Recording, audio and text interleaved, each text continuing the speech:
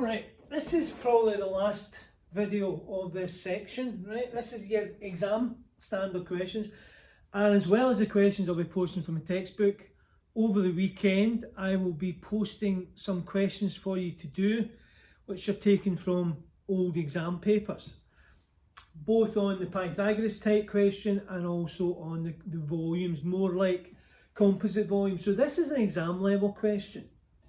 And what we have, page 182, question 4, you'll get a better diagram in the book, obviously.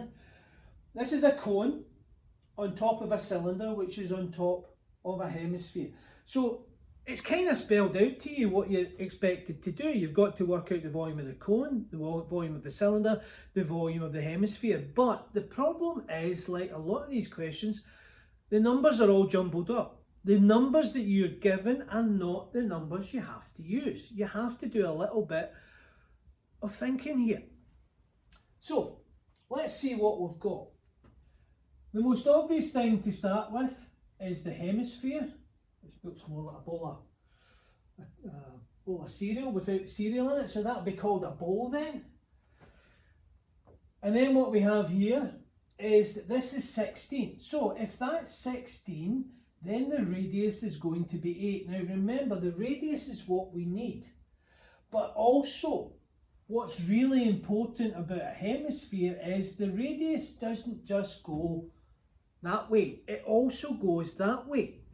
So that distance there is going to be 8 centimetres. So if we add that to our diagram, that's going to be 8 centimetres because that's a radius as well, because that's where the centre of the sphere would be. So not only is the radius of the sphere, or the hemisphere, 8 centimetres, it gives us this height here. Now that takes us to the bottom of the cone, cylinder rather.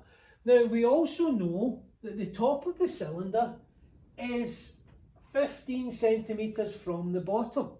So if that's going to be 8, then obviously, I hope obviously, that's going to be 7. And if that's 7, well, if that's 8 and that's 7, that gives us 15, which means what's left is going to be 6. So if we put all that together, we have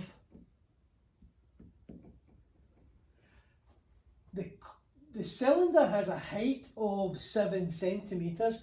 And what's the radius of the cylinder? Well, the piece I didn't put in, which is on the diagram. The diameter of the cylinder is 12, so the radius is going to be 6. Okay, you can see that better in the book. And lastly, because the cone is sitting on top of the cylinder, the cone will have the same radius as the cylinder. So when we come to draw the cone, it has a height of 6 centimetres and a radius of 6 centimetres as well.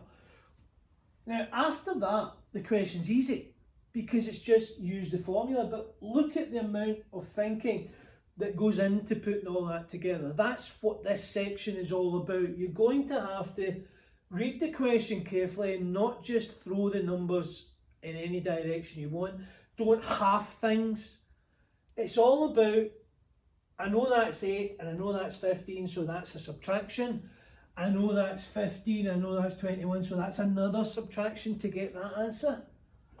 So once we've got all that, as before, we go into get the calculator out and do the sum mode.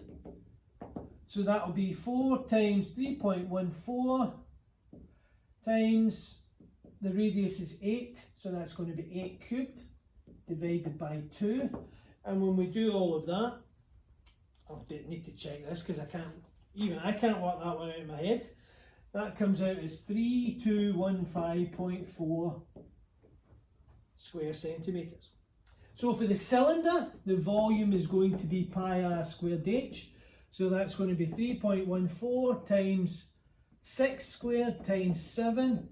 And that turns out to be 791.3 cubic centimetres. That should have been cubic centimetres there, by the way, but I'm sure you spotted that. And you're all laughing at me now.